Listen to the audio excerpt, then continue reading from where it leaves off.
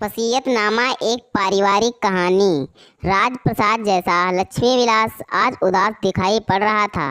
राज group की chairperson 75 वर्षीय राजलक्ष्मी जी के गोलोक गमन के बाद से विशाल भवन मानो उदास हो उठा था। उनकी मुख्य सेविका दुर्गा देवी की आंखों से निरंतर आंसू झर रहे थे। उनकी लाल सुर्ख आंखों के कपोटे स्पष्ट कह रहे थे कि वह रात भर आंसू बहाती रही है, परंतु विधि के विधान को कोई भी नहीं टाल सकता। फिर मृत्यु तो जीवन का शाश्वत सत्य है। शोक सभा का आयोजन किया गया। शहर के गणमान्य और प्रतिष्ठित लोगों के अतिरिक्त कंपनी के लोग, रिश्तेदार और परिचितों से हॉल खचाखच भरा हुआ था। लोग पुष्पांजलि के साथ उनको श्रद्धांजलि भी समर्पित कर रहे थे। कंपनी के अधिकारी और कर्मचारी ज्येष्ठ पुत्र जयराज सिंह तो कमला राज सिंह की नज़रों के सामने जाकर अपनी उपस्थिति दर्ज कराना चाहते थे, क्योंकि अब वही उनके नए मालिक होने वाले थे। धार्मिक प्रवृत्ति के ज्येष्ठ पुत्र जयराज सिंह ने सभी ऑफिस में शोक सभा करने के लिए सूचना प्रसारित कर दी थी। जयराज ने विधि विधान से सारे धार्मिक अनुष्ठान और स्वयं संपन्न किया था। अस्थि विसर्जन के लिए वह स्वयं हरिद्वार गए थे। जयराज सिंह के मन में अपार संतोष था कि सब कुछ और शांति से संपन्न हो गया था। यद्यपि कि अभी भी शोक संतप्त परिवार में अजीब सा सन्नाटा छाया हुआ था, परंतु सच कहा जाए तो शांति का माहौल कृत्रिम और बनावटी अधिक था, क्योंकि परिवार के सभी सदस्यों के मन में अज्ञात भय था, घबराहट और शंकाग्रस्त भी थे। वजह थी आज माँ जी का वसीयतनामा पढ़ा जाने वाला था। पिछले कुछ दिनों से स्वर्णलता जीजी का माँ जी के पास आना जाना बढ़ गया था। वह अधिकतर माँ जी के विशाल कक्ष में ही बनी रहती और दोनों आपस में गहन विचार मंत्रणा करती रहती थी। बड़ी बहू सुमंगला और छोटी बहू राजेश्वरी से उन लोगों के बीच बार बार की आपसी मुलाकात के साथ उन दोनों के बीच होने वाली राय मशवरा, विशेष रूप से वह भी फुसफुसाहट में, राजेश्वरी को चिंता में डाल दिया था। यह स्पष्ट था कि दोनों के बीच कुछ गोपनीय रूप से पक रहा है। सुमंगला, जो शांत और संतोषी थी, उनका सोचना था कि माँ बेटी के बीच का मामला है, इसलिए उनका दखल अंदाजी करने का कोई हक बिल्कुल भी नहीं बनता। परंतु स्वभाव से घमंडी और लालची राजेश्वरी उन दोनों के इर्द गिर्द घूमती और सास राजलक्ष्मी से मीठी मीठी बातें करती रहती। शायद माँ जी के मुँह से किसी क्षण उनके दिल की हलचल जुबान पर आ जाए, परंतु साम दाम दंड भेद के बावजूद वह कुछ भी जानने में विफल रही। वह मात्र अनुमान ही लगा सकती थी, परंतु सच्चाई के जरा भी करीब नहीं पहुंच पाई थी। लगभग 8 वर्ष पहले की बात है, जब एक दिन राय लक्ष्मण राज का हृदयाघात से स्वर्गवास हो गया था। राजलक्ष्मी देवी कुछ महीनों तक तो शोक संतप्त होकर मौन बनी रही, परंतु फिर कंपनी के बिगड़ते हालात को देख उन्होंने अपने शोक को तिलांजलि दिया और पति के ऑफिस की कुर्सी पर विराजमान हो गईं और कारोबार के निर्णय स्वयं लेने लगीं। उनके कुशल निर्देशन में कारोबार प्रगति के मार्ग पर चल निकला था। राज ग्रुप प्रदेश में जाना माना नाम बन गया था। दोनों बेटे जयराज और कमलराज माँ के अधीन पहले की तरह ही काम करते रहे। राजलक्ष्मी जी ने हमेशा से अपने बच्चों की इच्छाओं और ज़रूरतों का ध्यान रखा था, इसलिए माँ जी ने किसी को कोई शिकायत नहीं थी। सुमंगला, ये तुम्हारे लिए डायमंड का सेट, डिज़ाइन पसंद ना हो तो रमेश जी को फ़ोन कर देना। माँ जी, ये बहुत सुंदर है। सुमंगला खुशी से फूली नहीं समा रही थी। राजेश्वरी, आप यूरोप जाने की बात कर रही थी। ये आप दोनों के लिए यूरोप की ट्रिप की टिकट है। 20 दिनों की बुकिंग है। मैंने कमल को भी ऑफिस से छुट्टी दे दी है। राजेश्वरी खुश होकर बोली, माँ जी, आप सबके मन की बात कैसे जान लेती हैं। उन्होंने आगे बढ़कर उनके पैर छूकर अपनी खुशी जाहिर की थी। जय का बेटा यूके में पढ़ाई कर रहा है तो बेटी यूएस में एमबीए कर रही है। कमल के दोनों बच्चे टून स्कूल में पढ़ाई कर रहे हैं। राज ग्रुप की गणेशोत्सव और दीपावली की पार्टी का लोगों को इंतजार रहता था। जयराज तो पूरी मेहनत और जिम्मेदारी से कारोबार को बढ़ाने में लगे हुए थे, परंतु कमलराज और राजेश्वरी दोनों हाथ से पैसा उड़ा रहे थे। कमल को रेसिंग का चस्का था तो राजेश्वरी को क्लब में दोस्तों के साथ बड़ी बड़ी बाजियां खेलने का शौक था। जयराज ने जब भी कमल से होने वालों खर्चों के प्रति आगाह किया और बिजनेस पर ध्यान देने को कहा, घर का माहौल तनावपूर्ण हो गया। उन्होंने माँ जी के सामने अपने दिल के गुबार को रखा तो उन्होंने कह दिया कि कमल के अंदर बचपना है, ज़रूरत पड़ने पर वह समझ जाएगा। तुम परेशान मत हो, मैं उन दोनों से बात करूंगी। यद्यपि वह स्वयं भी उसकी हरकतों से परेशान थी, क्योंकि वह उनकी भी नहीं सुनता था। स्वर्णलता देवी उनकी ज्येष्ठ पुत्री थी। लक्ष्मण राय ने अपने लाडली बेटी की शादी बहुत धूमधाम से राजघराने में ठाकुर रामेश्वर दयाल के बेटे रंजीत शाह से की थी, परंतु शीघ्र ही उन्हें मालूम हो गया था कि वह लालची लोगों के बीच में फंस गए हैं। परंतु बेटी की खुशी के लिए वह उनकी उचित अनुचित मांगों को चुपचाप पूरा करते रहते थे। जब पिता नहीं रहे तो उन्होंने माँ जी को अपना शिकार बनाया और आए दिन उनके सामने अपनी मांग को लेकर झोली फैलाकर बैठ जाती, परंतु राजलक्ष्मी जी ने बेटी की लालची हरकतों के विषय में बेटों को हवा भी नहीं लगने दी। और यही वजह थी कि जयराज सिंह बहन के लालची स्वभाव के विषय में बिल्कुल अनजान थे। इन दिनों स्वर्णलता जीजी यहीं पर रह रही थी और सुमंगला ने गौर किया था कि राजेश्वरी के साथ घुट घुट कर बातें हुआ करती थी। उनका माथा ठनका था, कहीं राजेश्वरी कोई षड्यंत्र तो नहीं रच रही, परंतु वह कुछ कर भी नहीं सकती थी। वह मेहमानों की व्यवस्था में लगातार व्यस्त रह रही थी। माँ जी की तिजोरी आप कब खोलिएगा सुमंगला भाभी? सुमंगला क्षण भर को अचकचा गई थी। तिजोरी का तो उन्हें ध्यान भी नहीं आया था। मेरे जाने के बाद खोलना चाहती हो तो कोई बात नहीं, मुझे तो माँ जी का बड़ा सतलड़ा हार बहुत पसंद है। माँ जी ने कहा भी था कि आपको बहुत पसंद है तो आप ही ले लेना, मैं तिजोरी खोलूँगी तो आपको दे दूँगी। सुमंगला समझ गई थी कि इन दोनों के आपस में यही कुछ तय हुआ होगा। वह राजेश्वरी की बात सुनने को उत्सुक थी, तभी वह बोली, जीजी माँ जी जैसा हार तो आप मेरी शादी में पहने हुई थी। मैं एक दिन एल्बम देख रही थी तब देखा था। वह तो मैं माँ जी का ही पहने हुई थी। सुमंगला चौंकी थी। माँ जी ने सतलड़ा हार कमल की शादी के उपहार के रूप में बनवा कर दिया था। वह चुपचाप जीजी के ओर देखने लगी थी। तभी राजेश्वरी बोली कि माँ जी ने तो मुझसे कहा था कि मैंने तुम तीनों के लिए एक जैसा बनवाया है। वह सुनते ही जीजी बिगड़ गईं। क्या मैं झूठ बोल रही हूँ? माँ जी ने कहा था कि मैं तुम्हें दादी के निशानी के तौर पर दे दूँगी। मुझे कुछ नहीं चाहिए, तुम लोगों का जब मन हो तब तिजोरी खोलना। माँ के जाते ही इतनी बेइज्जती कहकर सुबक सुबक कर रोने लगी। सुमंगला उन्हें चुप कराने में लग गई थी। तभी रंजीत कुंवर जी और दोनों भाई भी अंदर आ गए थे कि क्या बात हो गई। जब जयराज को सब बात मालूम हुई तो वह बोले, चाबी किसके पास है? सुमंगला और राजेश्वरी दोनों ही उस जगह बार बार जाकर चाबी खोजती रहीं, लेकिन उन्हें नहीं मिली। दोनों ही परेशान हो उठीं कि आखिरकार चाबी कहाँ गायब हो गई। तभी स्वर्णलता तेजी से उठी। इतना नाटक क्यों फैला रखा है? नहीं खोलना है तो बिल्कुल मत खोलो।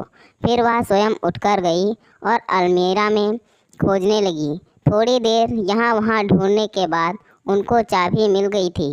वह नाराज होकर बोली, साफ साफ मना कर देती, इतना नाटक करने की क्या ज़रूरत थी। उन्होंने चाबी जयराज की हथेली पर रखकर कहा, मेरा मन खराब हो गया है। जब मैं यहाँ से चली जाऊँ तब तुम दोनों मिलकर आपस में बांट लेना। कहते हुए वह कमरे से तेज़ी से बाहर निकल गई। जीजी की इस तरह की बातों हरकतों को देख दोनों भाई सन्नाटे में आ गए और उनको खुश करने के लिए जयराज ने आगे बढ़कर उनसे बोला, अब आप ही खोलिए, माँ जी के बाद आप ही घर की बड़ी हो। जय, मैं तुम्हारी बात रखने के लिए खोल रही हूँ। वैसे मुझे कोई मतलब नहीं है।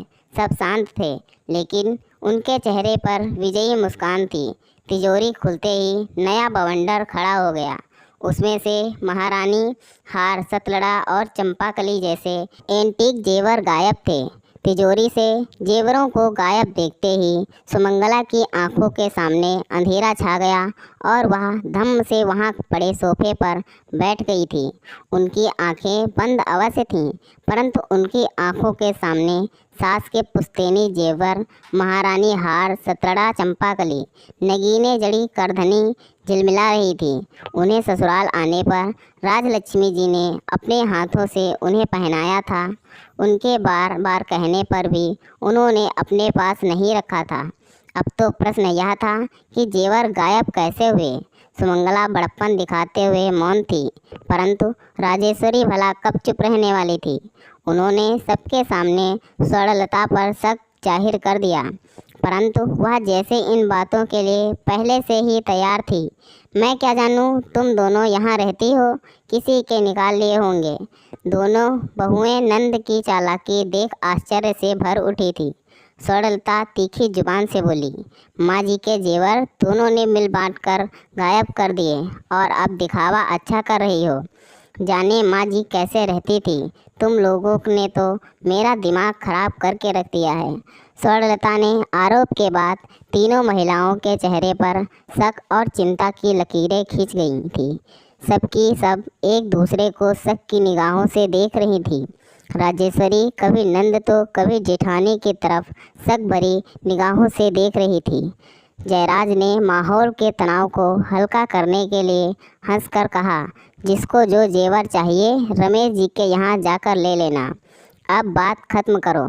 शाम 6 बजे वकील साहब आएंगे माँ जी का वसीयतनामा पढ़ने के लिए। माँ जी की इच्छा अनुसार ही बंटवारा होगा। कमल का कहना था कि बंटवारे की क्या ज़रूरत है, जैसे चल रहा था वैसे ही चलता रहे, क्योंकि वह कारोबार और ऑफिस की जिम्मेदारियों से बचना चाहता था।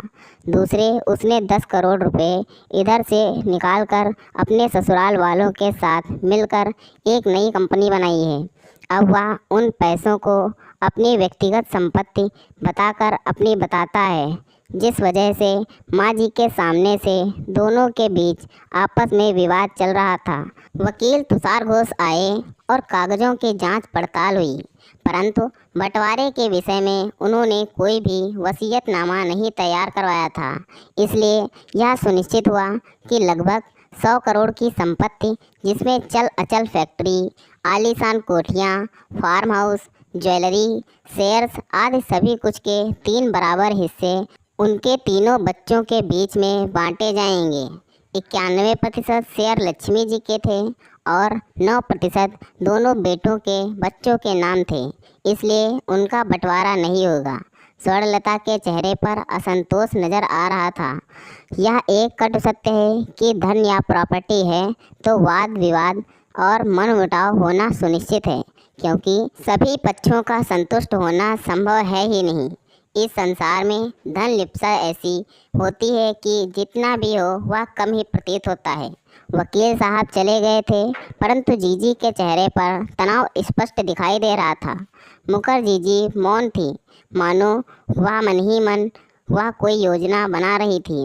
वह और रंजीत जीजा जी अपने घर चले गए। दोनों भाई अपने अपने ऑफिस और काम में बिजी हो गए थे। कई बार वकील साहब और इन तीनों की मीटिंग हुई, परंतु यह तय नहीं हो पाया कि कौन क्या लेगा। बार बार इन्हीं मुद्दों पर विचार विमर्श होता, परंतु निर्णय कुछ भी नहीं हो पाता। कभी कमल नाराज होकर मीटिंग से चले जाते तो कभी स्वर्णलता नाराज होकर बोली, अब कोर्ट में ही मिलेंगे। जयराज ने बीच बचाव करके मामला सुलझाने का प्रयास किया, परंतु फिर वह भी तेज में बोले, ठीक है, अब कोर्ट में ही तय होने दो। इस तरह से लगभग 3 महीने बीत गए थे। कुछ भी तय नहीं हो पा रहा था।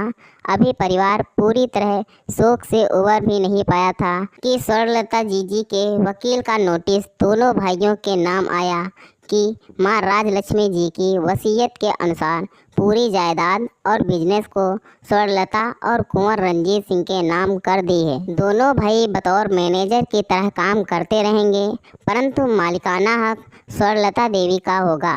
नोटिस देखते ही दोनों भाइयों के होश उड़ गए। परिवार के सभी सदस्यों के माथे पर चिंता की लकीरें स्पष्ट दिखाई पड़ने लगीं। एक प्रश्न चिन्ह सबके मन में खड़ा हो गया कि जीजी ने ऐसा क्यों किया। माँ जी ने कब ये वसीयतनामा तैयार करवाया, उन सबको हवा भी नहीं लगने दी। कमल का कहना था कि यह कुंवर रंजीत के खुराफाती दिमाग की उपज है।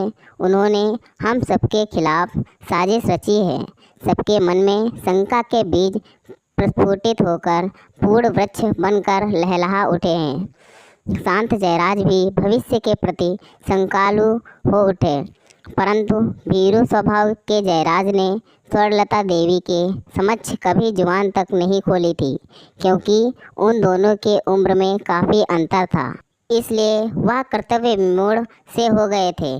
कमलराज नाराजगी भरे स्वर में बोले, जीजी को तो पहले ही पिताजी दहेज में फैक्ट्री और ना जाने क्या क्या दे चुके हैं, इसलिए उनका तो अब कुछ भी मांगने का हक नहीं बनता।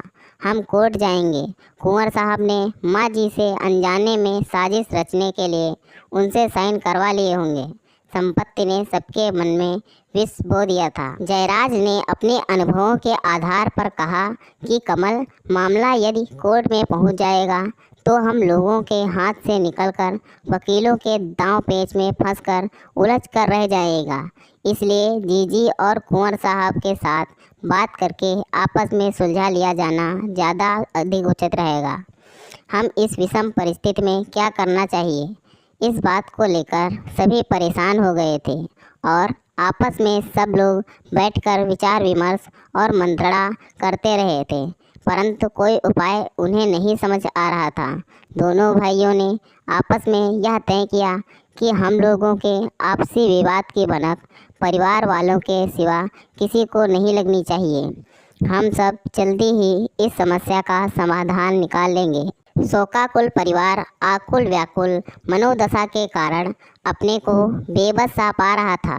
सब और तनाव व्याप्त रहता। कोई विश्वास नहीं कर रहा था कि जीजी ऐसा भी कर सकती है। क्या माँ जी ने जानबूझकर ऐसा वसीयतनामा तैयार करवाया है, या फिर कुंवर साहब ने लालच के कारण यह फर्जी जाल फैलाया है, जिसमें उन्होंने शिकार की तरह सबको कानूनी जाल में उलझाकर बर्बादी की तरफ ढकेलने का प्रबंध कर दिया है। जयराज मानसिक रूप से बहुत तनाव में थे।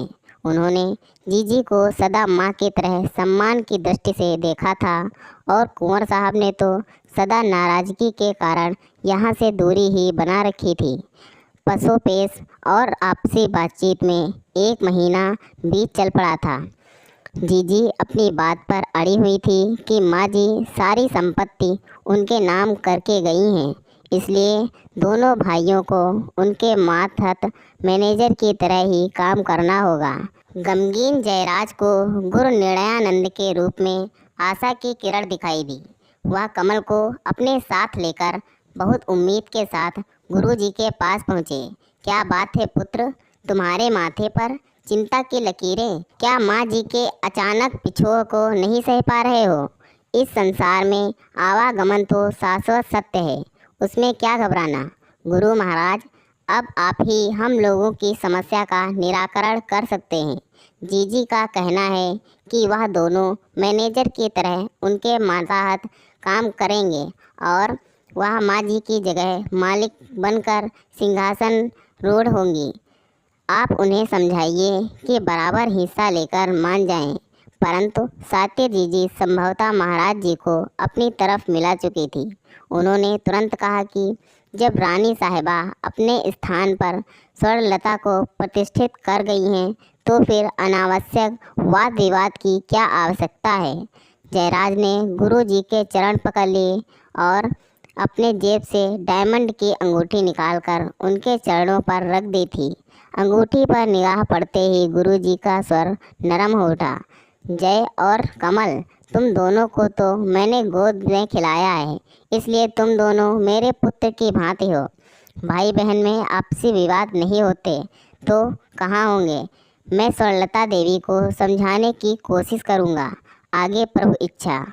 दोनों भाई गुरुजी के बातों से आश्वस्त नहीं हुए थे, वरन उनकी बातों ने मानसिक यंत्रणा ही दी थी।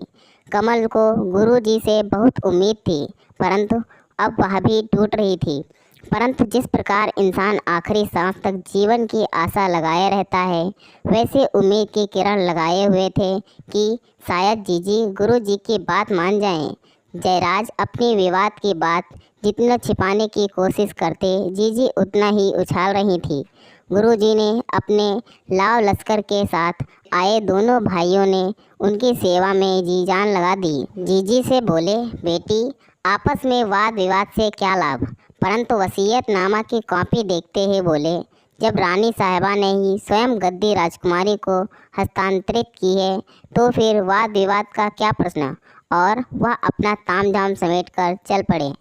अब तो गुरुजी की सलाह पाकर स्वर्णलता ने वसीयतनामा के अनुसार माँ जी के ऑफिस में बैठकर फाइल मांगकर काम देखना शुरू कर दिया था। ऑफिस में सुगबुगाहट होने लगी थी कि अब कंपनी की नई मालिक स्वर्णलता हैं। जयराज और कमल ने मामले को परिवार के अंदर ही सुलझाने के लिए परिवार के बुजुर्ग और गणमान्य लोगों को बुलाकर सुलझाने का प्रयास किया, लेकिन वहां पर स्वर्णलता सौदेबाजी पर उतर आई। मुझे तो माँ जी की इच्छा का सम्मान करना है, मुझे पैसे का कोई लालच नहीं। मेरे लिए तो जैसा मेरा आंसू वैसे जय और कमल।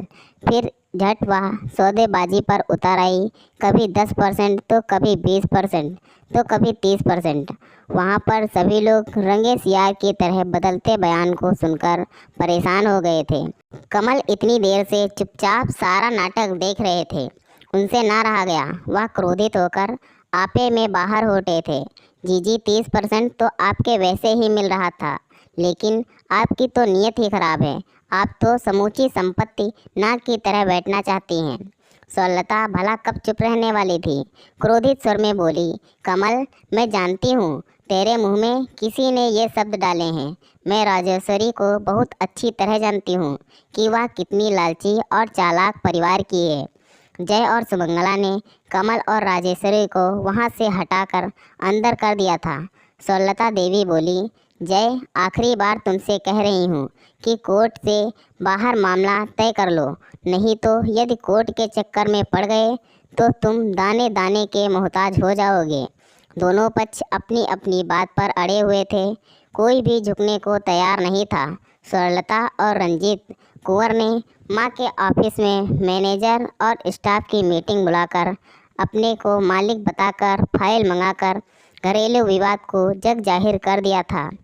जयराज और कमल राज को जीजी की हरकतें असहनीय लगीं। उन्होंने एक बार फिर से जीजी के साथ समझौते की पहल की, परंतु जीजी कुछ भी सुनने को राजी नहीं थी। जय को 100% सही विश्वास था कि वसीयतनामा या जोर जबरदस्ती लिखाया गया या अनजाने में कोरे कागज में साइन करवाकर यह अपनी इच्छा अनुसार लिखवाया गया है। कमल का साला चंद्रेश शाह बार बार दोनों भाइयों को विश्वास दिला रहे थे कि वह 1-2 पैसे में उनके हक में फैसला करवा देंगे। उनके अतिरिक्त देश के नामी वकीलों को इस मुकदमे के लिए बुलाया गया। चंद्रेश ने कमल को भी बहला रखा था कि 10 करोड़ वाली कंपनी को बंटवारे से बचा लेंगे। भाई बहन आपस में दुश्मन बन गए थे और रोज़ के रोज़ नई नई चालें चल रहे थे। पूरे देश की मीडिया वसीयतनामा के पारिवारिक झगड़े को अपनी ब्रेकिंग न्यूज़ की तरह दिखा रहे थे। स्वर्णलता के चेहरे पर सिकनी नहीं थी, परंतु जयराज मीडिया के सामने आने में बहुत शर्म महसूस होती। कोर्ट में वसीयतनामा फर्जी है कि अर्जी दाखिल हो गई। अब तो दोनों भाई वकीलों के हाथ के खिलौना बनने को मजबूर थे। वकीलों के इशारे पर ही बयान देना होता। अब ना ही स्वर्णलता के हाथ में कुछ रह गया था और ना ही जयराज और कमल के। अब तो सूत्रधार वकील थे। तारीख पर तारीख, गवाही, बयान, बहस, मामला उलझता गया और समय बीतता रहा। कभी फाइल दबा दी गई तो कभी वकील नहीं आए। आदि आदि सारे हथकंडे आजमाए गए। चंद्रेश वकील ने वसीयतनामा फर्जी है सिद्ध करने के लिए एड़ी चोटी का जोर लगाते हुए सबूत और गवाह पेश किए। स्वर्णलता ने भी देश के नामी वकील को बुलाया था। उनकी दलीलें और गवाह और सबूत बहुत दमदार थे। कंपनी की हालत बिगड़ती गई। पैसा पानी की तरह बहाया जा रहा था। जय डिप्रेशन के शिकार बन गए। उनके जीवन की शांति संपन्न सब कुछ हाथ से फिसलता जा रहा था। जिस तरह से बंदर बाट में बंदर ही पूरी रोटी हजम कर जाता है, वही हाल इन भाई बहन का था। इनके हाथ कुछ भी नहीं लग पा रहा था और वकीलों का घर भार रहा था। आखिर में जज ने दोनों तरफ की दलीलें सुनने के बाद कंपनी के मैनेजमेंट को अपने हाथ में लेते हुए अपनी ओर से रिसीवर नियुक्त कर दिया और कंपनी का अकाउंट सील कर दिया। स्वर्णलता और रंजीत तो ऐसे ही मगरमच्छ के समान थे और जय और कमल जैसी मछलियाँ जो आसानी से अपना शिकार बना लेते थे, परंतु कोर्ट में उनकी चालबाजी काम नहीं आई। फैसला लंबित रहा। कंपनी और बिजनेस की हालत बिगड़ चुकी थी। आपसी विवाद में हंसते खेलते संपन्न परिवार की खुशियां लुट गई थी और जीवन संघर्षमय हो गया था। कई वर्षों के बाद जय सबको बिलखता छोड़ कर इस दुनिया से चले गए और कमल आशा भरी नज़रों से कोर्ट के चक्कर लगा रहे हैं। तो दोस्तों, यह थी हमारी आज की कहानी। अगर यह कहानी आपको पसंद आई है तो कृपया इसे लाइक करें और कहानी पर अपनी राय देने के लिए इसमें कमेंट करें। दोस्तों, ऐसी ही और कहानियाँ सुनने के लिए हमारे चैनल को सब्सक्राइब करें। धन्यवाद दोस्तों। Thanks for watching this video.